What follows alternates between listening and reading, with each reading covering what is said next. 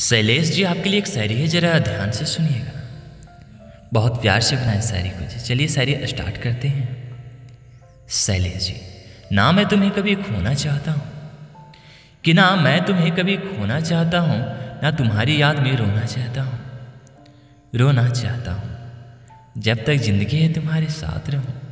शैलेश जी, कि जब तक जिंदगी है तुम्हारे साथ रहूँ, बस यही बात मैं तुम्हें कहना चाहता हूँ, मैं तुम्हें बताना चाहता हूँ। I love you Shailesh ji, I love you.